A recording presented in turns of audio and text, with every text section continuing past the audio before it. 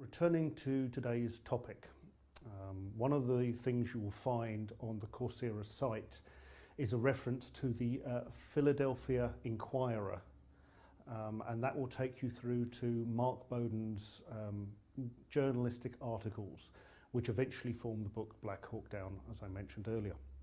Now, I would like you to spend a little bit of time going through those links, and I've put them up on the screen behind me for those who are attending this lecture as well.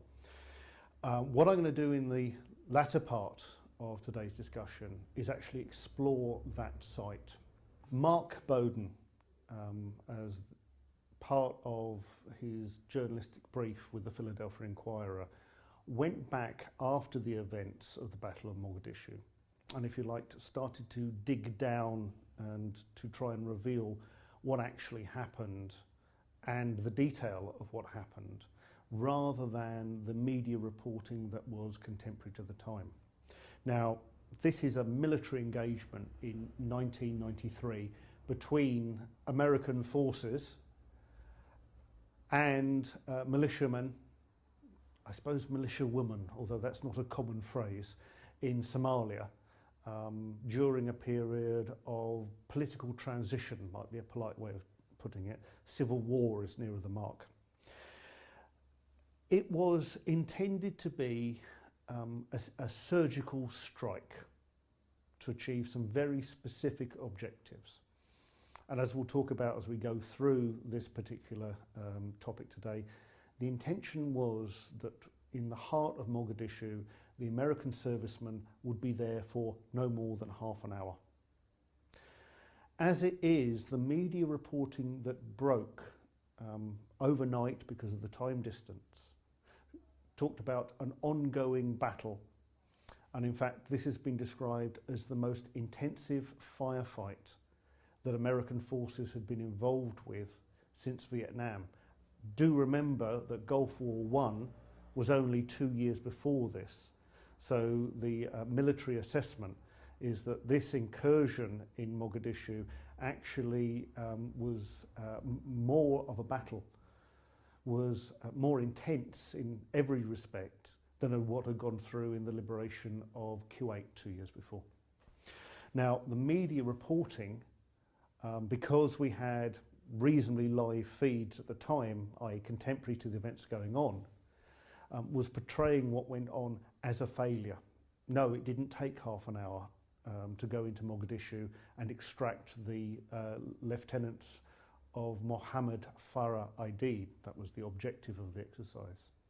What we actually find is that over the better part of 2 days, an engagement of over 120 American servicemen leads to 18 dead, about 84 wounded or injured, and hundreds, if not thousands, of Somalians dead during this particular engagement. One of the points I'm going to come back to is how this particular event changed American foreign policy about overseas deployments and also being part of United Nations peacekeeping forces. And one of the reasons is that the president of the time, Bill Clinton, was not fully appraised or briefed as to what was going on in Somalia. Therefore, the king of smooth media relations found himself not well briefed, shall we say, when it came to what was happening in Somalia that particular day. And I have a feeling that the subsequent policy decisions that came out of the Clinton administration were in part a knee-jerk reaction, writ large, from those initial media reports. So it's an event that in many respects was seen publicly as a failure. As we're going to talk about during the course of the day, the actual military objectives of removing 2 key men in Mohammed Farah Aidid's hierarchy was actually achieved. But it was achieved at the unanticipated loss of American lives. And if you think about it, we're considering 100 men either dead or injured as a result of this one incursion. Now, my interpretation of this, looking at Mark Bowden's work particularly, is that there needs to be, or rather he has achieved, a rehabilitation of the Battle of Mogadishu. And I think that's where we start off with in considering what's going on in the 1990s up to the publication of the book Black Hawk Down.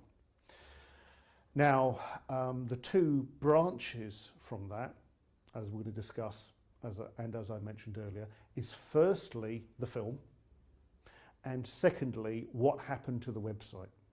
So it is worth spending some time going through each of the individual articles, and we're going to take one or two examples later from the Philadelphia Inquirer website and allow you to look at those. Now, I'm just going to bring one or two of those up on the screen now. This is the front page, if you like, gives you links to the book, a DVD, and the site itself.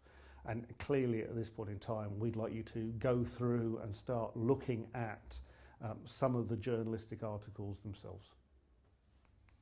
This is just one example, chapter 5. And as we go through this course, if you have access to the book, you can compare what was put in print in 1999 compared to what is available online now, considering they're based around the same core articles. So what I would like you to consider is how a web resource over time can be developed so that not only do you have the core prose that were published initially, but you then have reflections and comments, videos, primary evidence, a whole range of different material brought into this environment. This enriches our interpretive experience and allows us to consider a broader range of opinion than simply the printed word of the main journalist.